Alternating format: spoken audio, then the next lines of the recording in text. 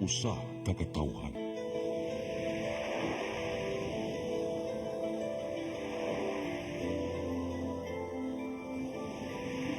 Cebu Catholic Television Network.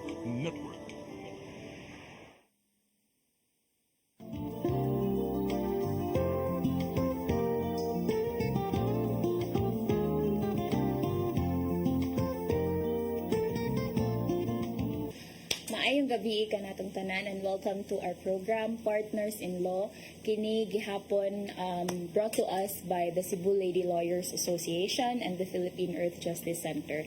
And sa usa ka oras magkuyog na pud ta to discuss relevant environmental issues as well as mga bag-o nga mga balaod kabahin sa pagprotektar sa atong environment. So ako dahil si Attorney Joy Argalion and kuyog na ko ang atong co-host nagbabalik sa Partners in Law, si Attorney Ces.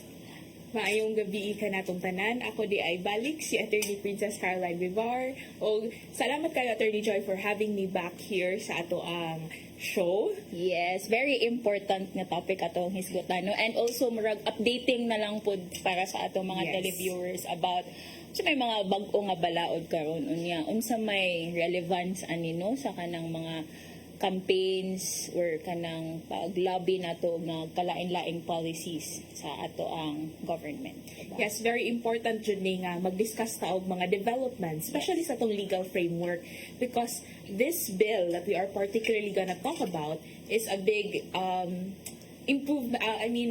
it's a development jud sa ato ang environmental law system diri sa Philippines. Yes, and dako siyang tabang especially sa mga citizens organizations, people's organizations, mga NGOs, pareha na mo diri sa Philippine Earth Justice Center, and even to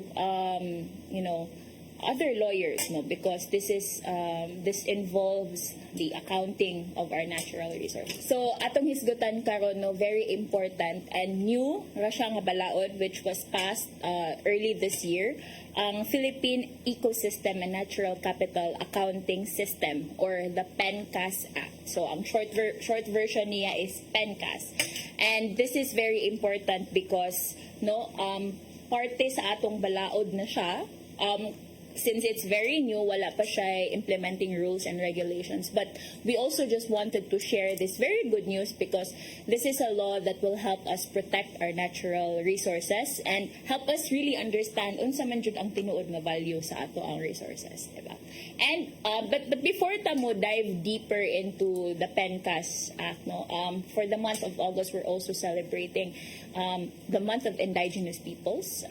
We are fortunate nga kita sa Pilipinas we have the IPRA law, no, which was passed in 1997, the Indigenous Peoples' Rights Act. So anything na pwede na to ma-share about the IPRA law, Attorney Ces? Yes, the IPRA law is actually a very promising law, no?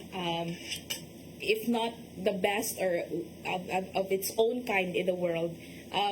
Essentially, ang IPRA, nag-recognize siya sa mga katungod o mga recognizing the fight or the hardships that indigenous peoples have been struggling with throughout the years since before the Spaniards even came, no, nauna na ang mga indigenous peoples diri sa ato ang nasud.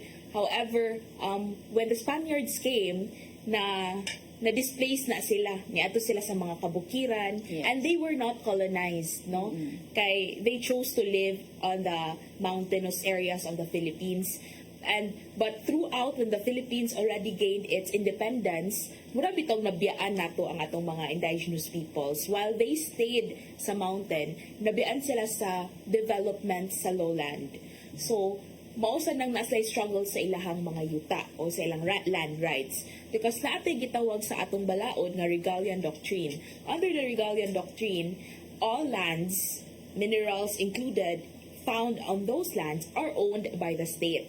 So by that, nawad-an na og katungod dayon ang mga IPs, ang atong mga indigenous people sa ilahang ginaila nga ilahang nga yuta. Nga ilang yuta nga natawhan. So, under the law also, that is called the native right. Okay? So, Ang native right is the right of the indigenous peoples over their lands, which should be respected or should be separate from the state. However, because naalang kitay concept ng Regalian Doctrine, na siya clash. And this has been harmonized under the IPRA law. So, gi-recognize na sila nga naa sila native title, native right. However, ang state na agapon siya katungod to utilize and utilize the resources found on those land by na mga mining contracts entered into by the state. But however, naagapon sila protection under the free and prior consent, no? So the IPs, the indigenous peoples, will have to consent over those sa pagmina sa ilahang land. However, this is a very controversial topic, however, pero at least the IPRA is a really big development under our legal system already. Yes, and recognizing jud no the rights, the struggles, and correcting pud no some of the challenges nga naagian sa atong indigenous peoples groups. And here in the Philippines, composed of many islands, no, and scattered all over these islands, the different regions in the country, ang atong indigenous peoples groups. So, very important that we celebrate, no, the recognition of their rights, and of course, the continued exercise nila sa ilang traditional knowledge and mga practices. Because even though naanata nganhi sa city, we're adapting to changes, globalization, modernization, but our indigenous peoples groups are still practicing their traditions, practice, and their traditional knowledge. And it's also very important no nga, while we're talking about the topic of indigenous peoples' rights, na ma-preserve pud na nila, ma-continue na nila ang ilang tradition, because it's a challenge, especially sa kanang siguro this has happened, or I've seen some documentaries and articles about this, that in the past or even karon no, daghan ng mga younger generations nga who choose to live outside of their local communities or indigenous communities. So it will affect the continuity pud no of their traditions and practices. So very important nga panghingusgan sa atong government ang protection sa mga rights and recognition of these traditional practices. Kay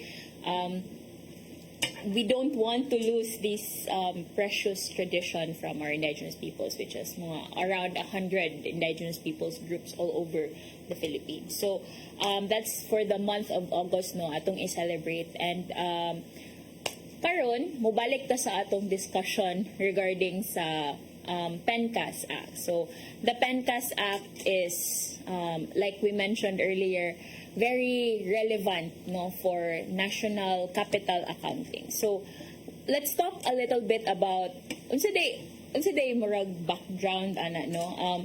I based on our research and in some of the experts that we've spoken to regarding the PENCAS, it's there no, it's an institutionalization of a mechanism to account for the natural resources that we have.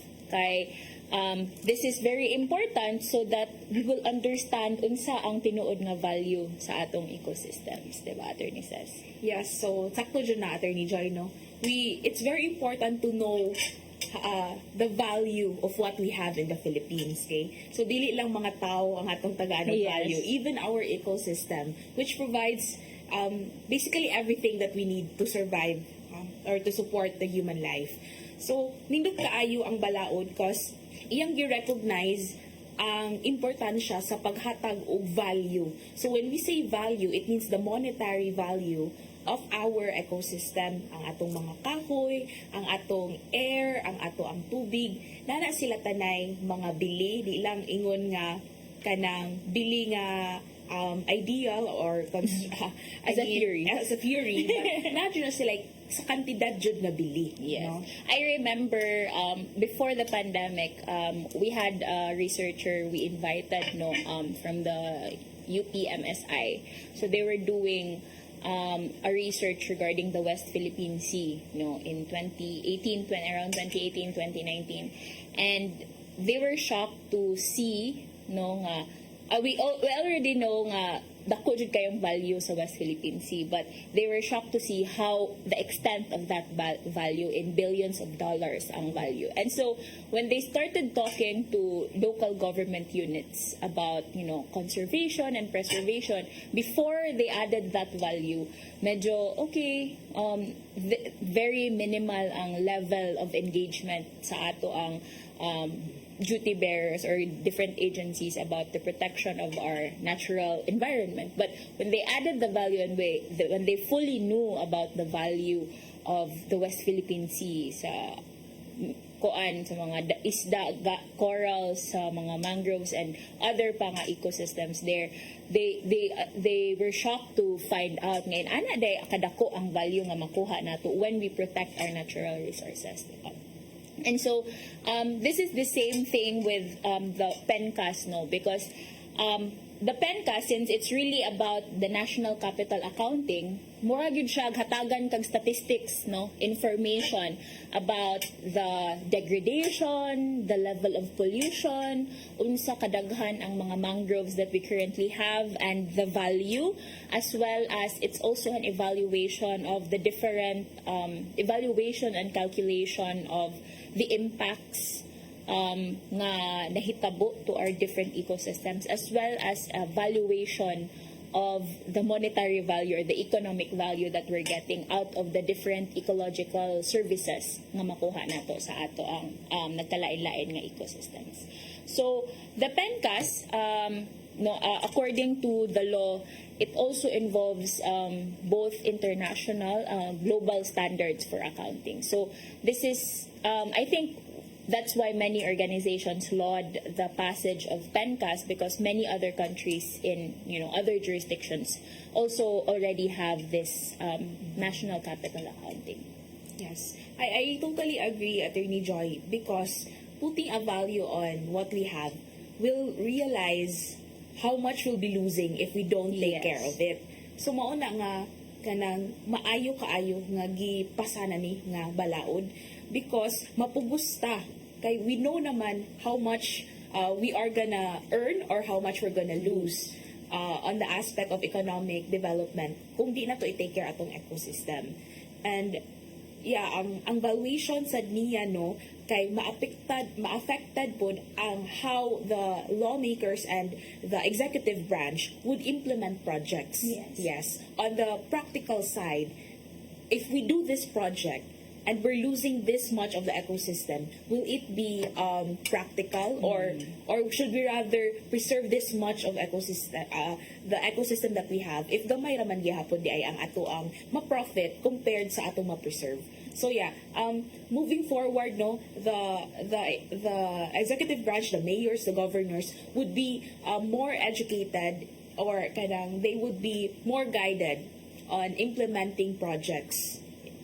Yes, and usa sa main objectives of the PENCAS Act is really to help with decision making, to help with informed policies and informed decision making. So that's also very important, and that's what Attorney Sas was saying, nga very important for us to understand what we are gonna lose.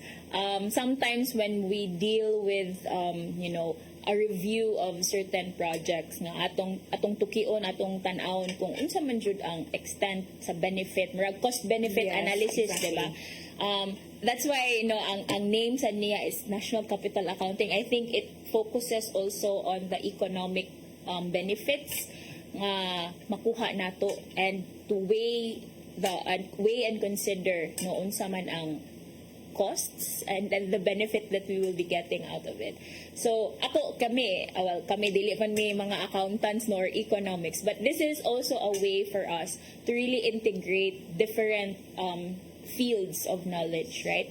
Kay when we talk about like projects that we are doing, we're not just working as lawyers, sometimes, and even most of the time, we rely on the expertise of scientists, mga economists, and the different experts in different fields, so that we will understand better how we will approach this particular issue and how we will, lobby this level of policy para sa benefit no sa atong ecosystem.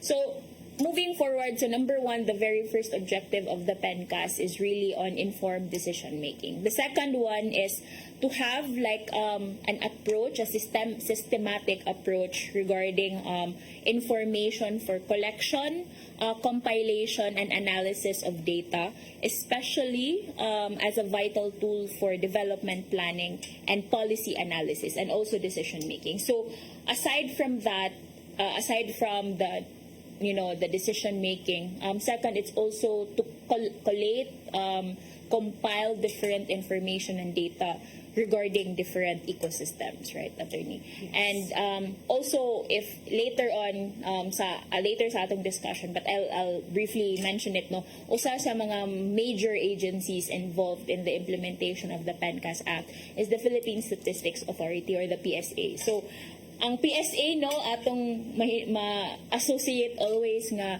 in charge with mga birth certificates, no, mga atong records. So they will also be in charge with the records keeping and the compilation of the different information na makita natin. No? So like we mentioned, aside from the value, we will also be assessing the damage, the extent of loss, and also the extent of our, the quality of our land, air, and water. Diba? So if I also may add, attorney, because the Philippines are always saying we are rich in natural resources, we are rich in water, we have beautiful spots, tourism spots, we have varieties of fishes, even ecosystem, flora and fauna. We have very abundant of species found, even endemic species found in the Philippines. However, we don't really know the extent of how rich we are. So this is very timely and relevant for the Philippines right now. Okay, so for the PENCAS Act, and just knowing the extent of the value, the extent of the richness of our natural resources. I think ako, when I start my class, I always give them the state of the Philippine environment, how rich we are, and also at the same time, because of the richness in biodiversity, there's always the adversity that comes with these natural resources. So we'll continue our discussion regarding the objectives and the goals of the PENCAS Act when Partners in Law will be right back.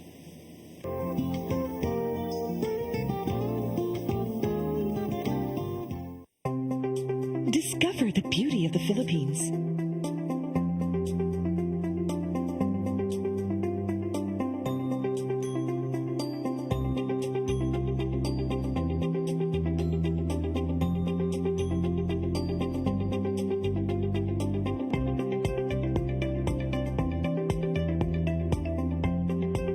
With Philippine Airlines, the country's flag carrier.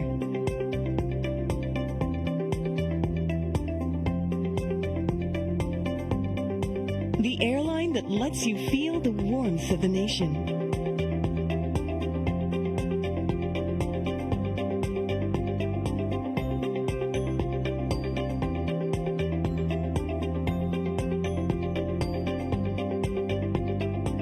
Mabuhay!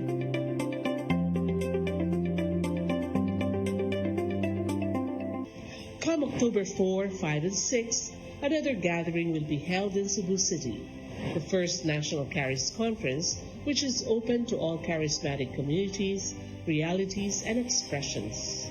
Hosted by the Brotherhood of Christian Businessmen and Professionals, the event will have interesting workshops and topics to help us grow in our various charismatic gifts and charisms. Watch out for more details about this event from our host BCBP in the coming days. Meantime, let's be ready to join these gatherings and pray for the outpouring of the current of grace in the Philippines.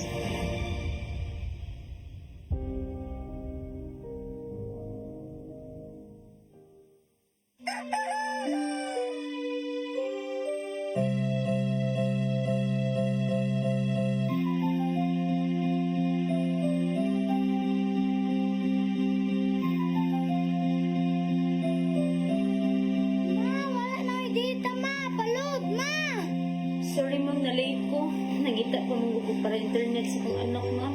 Ay, wala na yung problema. Para Cebu. For your internet connection. And for the signal of your cable TV. So fast and straight the transmission to your home. Cine Cebu. Offers you to have fiber optics. For your viewing experience, perfect and clear so far. So great and affordable for you to enjoy. Cine Cebu Television Network Incorporated offers fiber to the home broadband internet bundled with fiber to the home cable TV connection.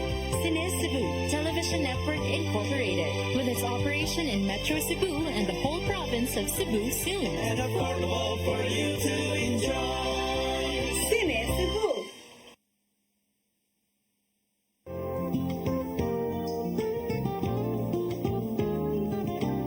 Og kami nakabalik karon sa Partners-in-Law.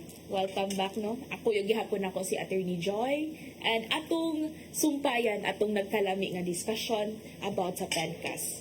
Yes. And so, ang PENCAS again is the Philippine Environment and National Capital Accounting Act. Bag-o ra di siya nga balaod nga napasa early this year, 2024. So, sa atong naisgutan ganina, resource accounting yun siya. Basically, pag-gather o kaduga nga informasyon kabahin sa atong ecosystems and unsa may value ani nila. So, kani atong dugangan ang ato ang discussion regarding this, no. So ganina nagisgot ta about information gathering, second on informed policy analysis and decision making. Ang third one is again creating a robust data framework. So murag mag-centralized data taani for the resources that we have all over the country.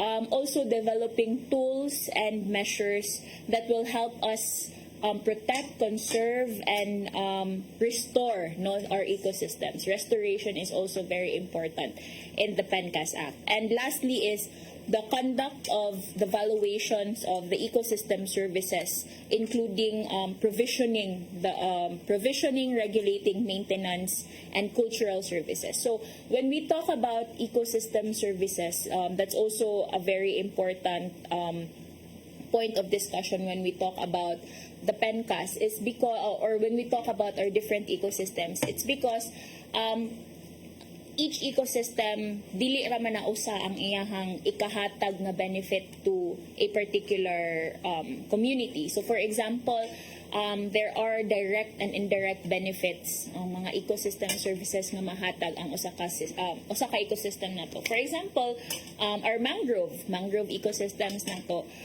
we know our mangroves as breeding grounds for fish, no. Anha sila breed para maka-repopulate. But at the same time, mangroves also help us in disaster risk management, diba? In many of our coastal communities, na yung mga mangrove areas nila, it actually protects them from storm surges and, mga waves coming in, especially nga we're entering into the rainy season, na ay mga typhoons in and out of the country.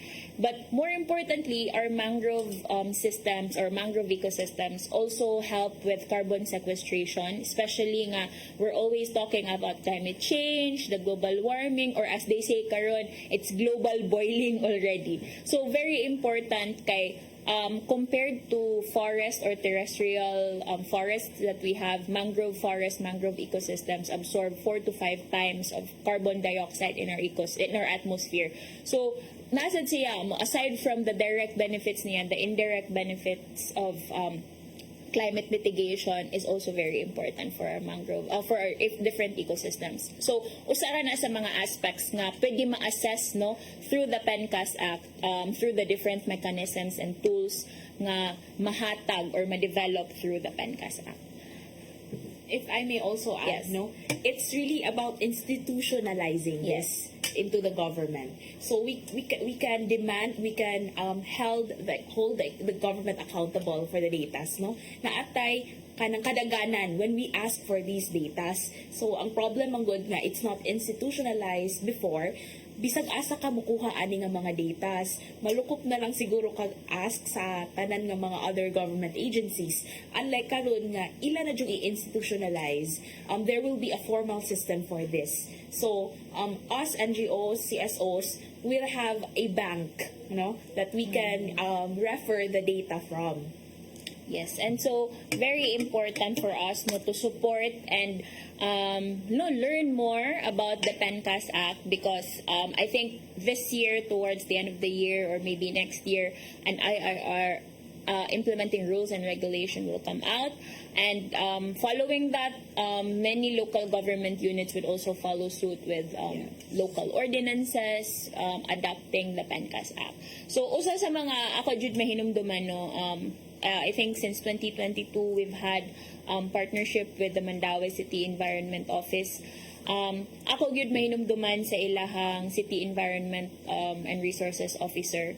Ingon gyud sila nga they're really keen on knowing pud also the value. So even before PENCAS pa, again, ay mga international standards for knowing and assessing the valuation sa mga mangrove areas nila. So they're also doing that, and I know that there are also many other local government units nga nagbuhat ana. So PENCAS will just strengthen these initiatives to really understand the value of our ecosystems. So let's go deeper into the kanang PENCAS, no. So aside from nag-discuss ta ganina sa mga objectives, so now how it will be actually applied, no. We still don't have a clear case nga we've used PENCAS since it's really new, but we've had previous experiences already nga gigamit jud nato ang valuation, especially in policy proposals or in case building in defense for communities affected by the environment.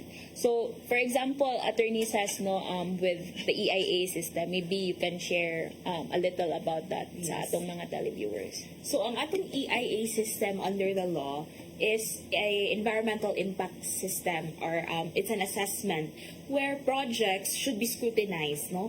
Ang tanang project na i-implement, private man or public, ang proponent iagi na siya sa EIA system para makitaan kung unsa ka grabe iyang effect o damage nga mabuhat sa atong environment, ug unsa ang mga mechanism nga buhaton sa atong proponent para ma-minimize or lessen the damage or impact. And kailangan na siya isubmit sa atong DENR or Department of Environment and Natural Resources. So that is very crucial para maka-issue ang DENR o ECC. So mao nang maayo jud kaayo if not all projects, especially those that are detrimental to the environment, is kinahanglan jud moagi og EIA system. So karon if na ang PENCAS, it would be, I think easier on the implementation side. Kay makita na nimo daan ang valuation sa area kung asa gusto itukod or pagahimuon sa proponent ang iyang project.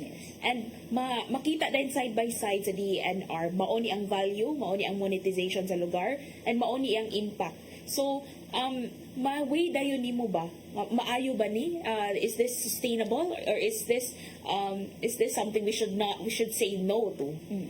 Kay also, like we mentioned, it helps with informed decision making. Yes. And when we say informed decision making, we're not just talking about our policymakers, our duty bearers, kung kinsay nasa position, or public officials, but we're also talking about informed decision making on the part of the people, diba? The citizens and the different stakeholders, because they're part of whether or not they will approve, they will agree, or they have questions or concerns, mo disagree ba sila about a certain project, because knowing the value aside from what they already know about the project, knowing the value of the different ecosystems, areas that will be affected by the project will help them understand kung mutugot ba mi ani nga project or not, or ato paning hatagan og dugang pagtuon, or hatagan pa nato og dugang mga proseso, no, agion pa nato og nagkalain-laing consultations o public hearings. Yes, because attorney, part sa EIA, ang ato ang gitawag og education, information, and campaigns, no? Yes. Kung asa kinahanglan ang proponent sa project, ilahan ng i-inform ang mga tao nga maapektahan sa ato ang project, no? Kung unsa ang project, unsa ang epekto nila sa ilang panginabuhian, unsa epekto sa ilahang ecosystem kung mahinayon ang proyekto. Yes, and for example, no, ang pinaka-common nga issue nga atong makita gyud ana kung diin atong matanaw kung nga applicable jud ang PENCAS, no, is in terms of dump and fill projects or reclamation projects. Labi na nga kita diri sa Pilipinas, we're surrounded by waters, no? A lot of our areas nga affected by development projects like this or reclamation projects, mga coastal communities jud nato.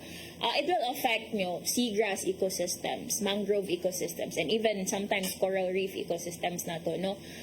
So the PENCAS is there to assess pila man ang value aning coral reefs nato, no, or the seagrass or the mangrove ecosystems that would likely be affected by the reclamation, because sometimes it involves clearing of these areas, filling it with materials, no, soil, para mo expand ang yuta.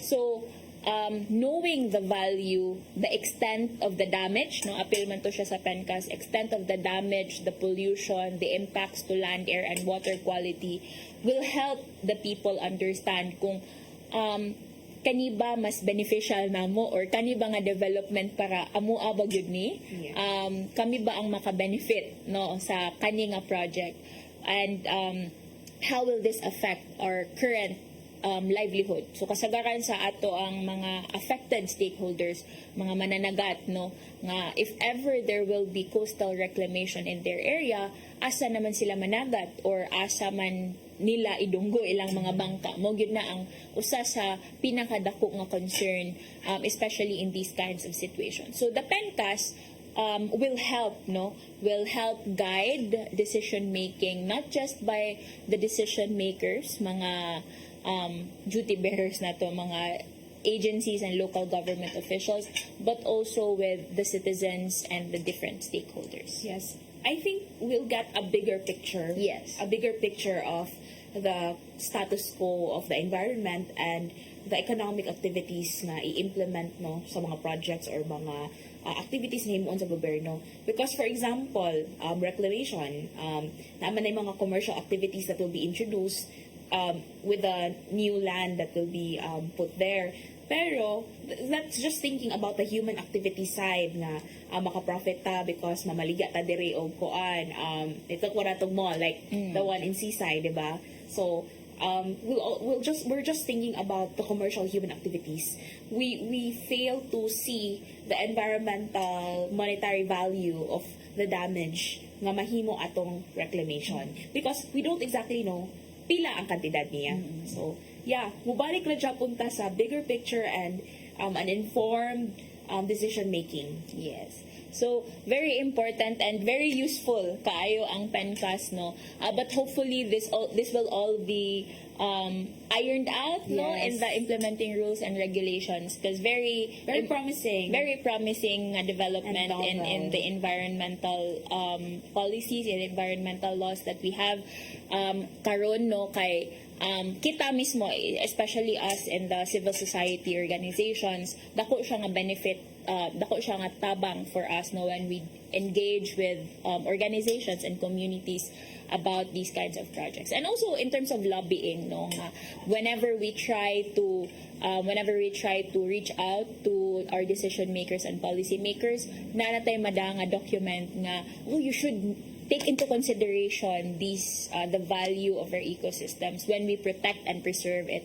rather than unsang extent sa loss nato, no, nga makuha just because we're considering profit over the bigger ecological services that we're getting from our ecosystems. So since we're talking about that naman, no, later on sa next segment nato, we'll talk more about some remedies and also what you what we can do in terms of pushing and lobbying for a stronger PENCAS Act. So we'll take a few minutes break para pasalamatan ang ato ang mga sponsors. We'll take a commercial break and Partners in Law will be right back.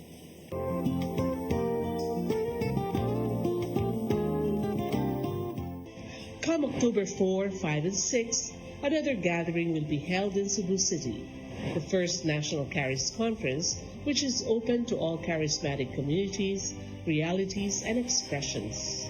Hosted by the Brotherhood of Christian Businessmen and Professionals, the event will have interesting workshops and topics to help us grow in our various charismatic gifts and charisms. Watch out for more details about this event from our host BCBP in the coming days. Meantime, let's be ready to join these gatherings and pray for the outpouring of the current of grace in the Philippines.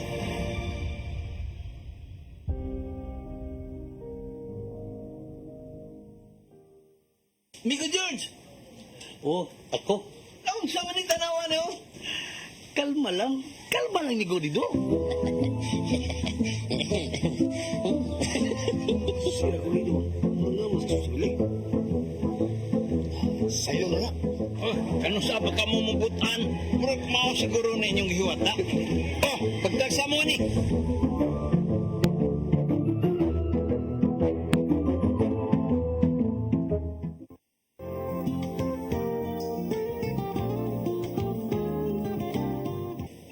Back sa atong programa nga Partners in Law, kini brought to us by the Cebu Lady Lawyers Association and the Philippine Earth Justice Center.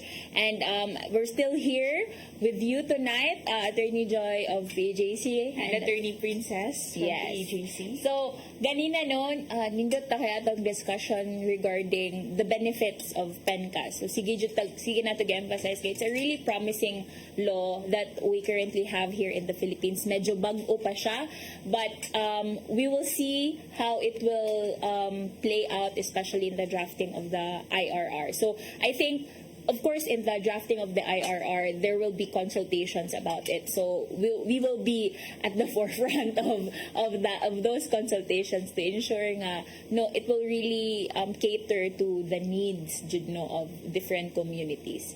And so ganina naghisgot na ta about certain benefits, especially when we talk of actual case, actual issues that we're currently dealing with. So now, let's talk about how we could actually apply it for cases or litigation or lobbying in policies, Attorney says. Yes, for me personally, nindot kayo nga development ang PENCAS because in the case build-up, that's the process where we create the case that we're gonna file. So, for example, we're filing for a continuing mandamus or environmental protection order to protect a certain ecosystem or a certain area that we really we know for a fact that is really valuable. But however, we just can't present yet how much that value is. So kami sa side sa legal, mangita kami o scientists or environmental scientists to create those valuation for us para i-prove sa court na judge, this is the value of the area ug mao ni ang damage. So makita din ni judge through those figures unsa ka grabe ang devastation. So karon nga wala pa ang PENCAS na implement, wa pa IRR, we are doing that on our own. Yes. So nindot kayo dako kay ning tabang sa ato ang kusa sa ato ang cost for litigation and for environmental protection. Kung naa na tay valuation ani kay ato naman ni siyang ma-present sa court, and this could support our cause or our case or our cause of action essentially. And also, Attorney Joy, kung ako lang maad, naatay kaso nga Swift versus Arrigo. Yes. So, naay US ship nga nabangga or nasangad siya sa Tubataha Reef. And then, naay award of damages ato nga nakuha ang Philippine government. However, later on, I think a private organization, an NGO, really made a study on how much the damage was. and found out na gamay ra di ay gani ang nakuha sa Philippines na danyos compared sa damage nga nahimo sa katong pagsangad sa ship, because at that time we cannot also blame, because at that time wala tay exact value or data on how much the Tubataha Reef's damage was.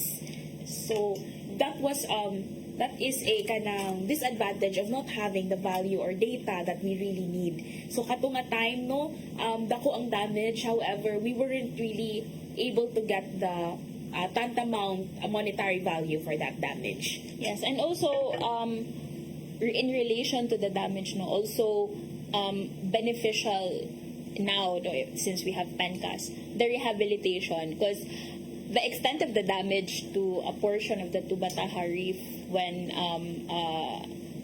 was a U.S. warship Yeah, that I think nga nasangad sa Tubataha at that time. It was just really for, aside from the payment of damages, no, very important also nga there should have been mechanisms to restore that area that was damaged. Kay labi na karon no nga mga nagdaghan ang mga sunod-sunod nga mga nahitabo nga damage to the environment nga na aside from dili walay ni sangad nga bangka, but very recently we've had oil spills, no, since last year in Mindoro, and just very recently in Manila Bay after the typhoon which hit last month in Manila. Knowing the extent of the damage, labi na nga our coastal resources are affected. The damage to the livelihood of the people, to the water quality, Even the food security, no, of the people, ang mga mangroves, unsay mga isda nga makuha ninyo diha, pila ka dugay nga walay economic activity nga ma-generate from that area because of that damage. So hopefully these kinds of information will be provided, no, through the PENCAS. Kay right now, like you said, what we do, no, in terms of case build up, we do it independently, no. Kita maningkamot ta on our side to generate information and data about certain ecosystems affected by a particular project. But hopefully with PENCAS, again, there will be a national agency, which is the PSA, through with the help of other government agencies like the DNR, nga sila mismo ang mo account for all these resources that we have, and this will help build a stronger database of these of the resources or the value of the resources that we have. And in addition to that, no, in the law, in the PENCAS Act, they also provide for certain remedies that are available for citizens, especially nga since we're talking about information. We have the Freedom of Information Act, no, pwede ta maka-request of documents, and that has also been emphasized or reiterated in the PENCAS Act nga the citizens have the right to access these information, no, citizens information of whatever data that is generated through the PENCAS Act. So at least we are assured nga we're able to access these kinds of information, because sometimes that's also very that's also quite a challenge, even for us, no, mga organizations, na there are some information that are not accessible, no, dili maka-provide ang certain government agencies, and even if you want to access it online, dili po siya available. So through the PENCAS, they also again institutionalize the access of the different information. And alongside that provision regarding remedies on access to information is also your right to compel these government agencies to produce these kinds of information, which is very relevant sa atong trabaho, Attorney Ses, no? Yes, it's all about accountability. Yes. Really, that you can demand, you can ask for this because these are your rights, no? And this is really a game changer, having these data available, readily available at the click. I hopefully at the tip of your fingers, but Yes. if not, then just the fact that these are readily available for the citizens and for us organizations, game changer na jud kaayo. Yes, and hopefully through the IRR mas mapa-strengthen and mas unsa ba na mas smooth ang process for access of these kinds of information, because sometimes even the EFOI has its faults, no. Sometimes di gihapon ka maka-access. The processes are quite complicated, so hopefully through the PENCAS mas madali siya, and kanang everyone would have that opportunity to freely access these kinds of information para po sa ilahang benefit, and also for our, to guide people in decision making.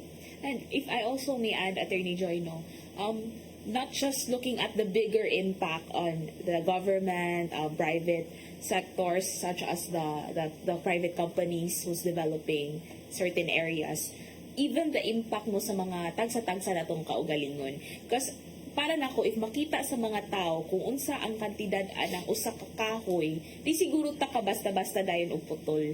No? So I think mo impact sa imong individual behavior on how you see your environment and your ecosystem kung naanay kantidad tanan. Bitaw, no, kay kung makahibaw ka, hala, mo din ni ang value, although some people would really need, katuloy mong gi-mention kanina, the public education and awareness for these kinds of things. Because sometimes, mana sila, saan man anak ko inig ko? Diba? Saan man anak ko inig-access na ang kwarta kung mo din niyang value. But again, on the bigger picture, mo ni siya ang larger ecological value. No? But even, to add na lang po to that, no, there's also like for many local government units nga, naanay mga local government units that have been doing this kana ganing in terms of their mangroves, no, sa carbon trading nga mechanisms under international law. If you have this biodiversity areas that would be able to capture this extent of carbon, then there's also some economic value, economic or financial resources that may be accessed by your local government unit. So, what we're emphasizing is that when we conserve our natural resources, our different ecosystems, is that we'll also gain benefit from it in the long run. And we've seen this happen, no? If atong protektahan atong mga mangroves, coastal communities will be protected, diba? We won't lose property, lives, and livelihood, diba? For in cases of mga typhoons, especially nga daghan biya yung typhoon mo bisita nato kada tuig. So this will really be beneficial in the long run, no? Although it really takes time to let people understand, and let not just even people, no, but our policymakers understand the very nature of why we're conserving our ecosystem. Yes, I think the most concrete example kay Samuel Boal, I think for years, if I'm not particular lang pila ka years, but for quite some time, wasa sila gipa isda or gipa manangkat atong area for the fish really to reproduce or repopulate. Oh, true enough, after years of wa jud sila dito nang hilabot, nakita na jud nila ang agi sa ilang pag-antos, kay years later po didaghan jud maayo ang isda. And it's the same, no, for many marine protected areas, no. That's why the benefit really sometimes would take years pa jud, no, before nimo makita ma-reap nimo ang benefits, but it will really give back to us. The nature always gives back to us twice or even 10 times more than the little sacrifices that we do. So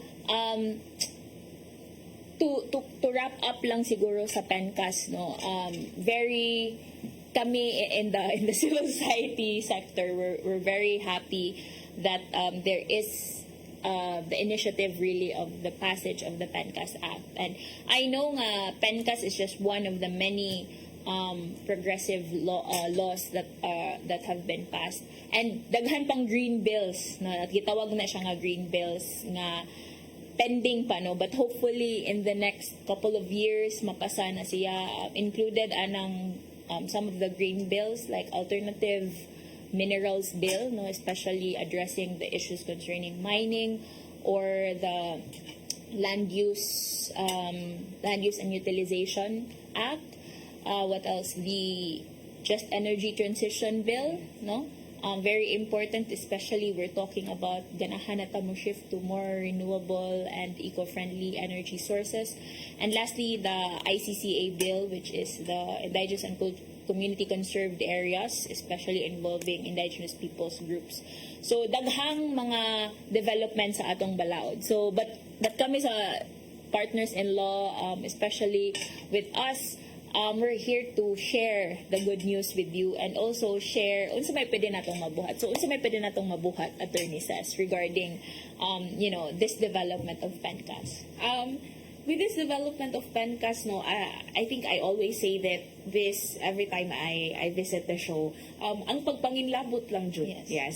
Pagpanginlabot to participate, to ask questions if you're curious, and be vigilant sa inyuhang society, sa inyuhang community nga naa na taan nga balaod, no. So yeah, so we can vote, and we can also ibutang ato sa posisyon ang mga tao nga nadyo pagpakabana. Very important kay hapit na pud ang election. Yes. No? Very very timely nga discussion kinsa pud no ang atong mga public officials nga atong hatagan og opportunity to serve us and to serve the people, the mass, no, the kadaghanan nato, dili lang ang mga pipila nga interes sa mga katawhan, but additionally, in addition to that, no, I echo nga kailangan jud ta manginlabot, but also we need to, aside from being actively engaged, we also have to always be critical about these issues, no, unsay mga development projects nga gi-propose. We have to be very critical about this, and especially at a time, like we said, especially at a time we're at a climate emergency already. Atong paningkamutan nga very less ang damage, ang impact to our environment, because we can't afford to lose more of our natural ecosystems. And like I said, if we protect our natural our ecosystems now, then we reap the benefits 100 folds in the future. And again, we're doing this not just for ourselves, no, but for both the present and future generations. You know what's very interesting about interesting thing that I learned very recently, Attorney Sasno, at a conference where there were many youth people in the audience. One speaker said nga, we always say, oh, the youth is the future of this generation.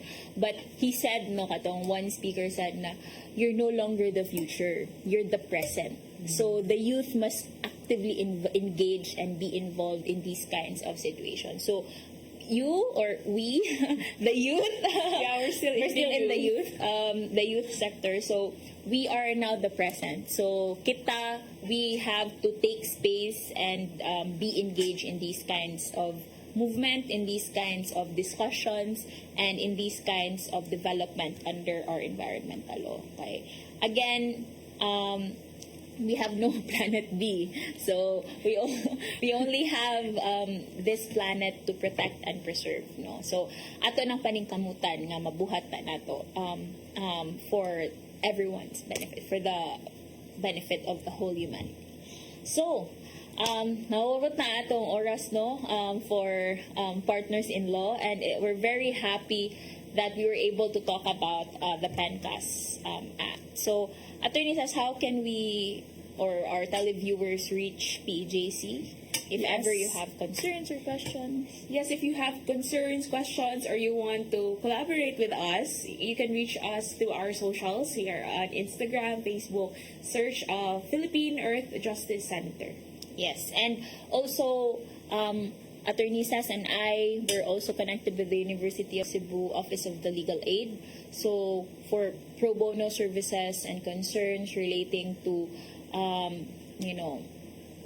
arbitration cases, women's and children's rights, or environmental rights, you may reach us through the Office of the Legal Aid, University of Cebu School of Law, Office of the Legal Aid. And lastly, for partners in law, we have different episodes, no, dili lang kabahin sa environmental law. There are other episodes discussing different laws and updates on jurisprudence and policies. So you can search it on YouTube, no, Partners in Law Celia. So pwede ninyo makita dito ang mga previous episodes so that you learn about unsa may bili or unsa may role sa atong balaod in helping other people's lives, no.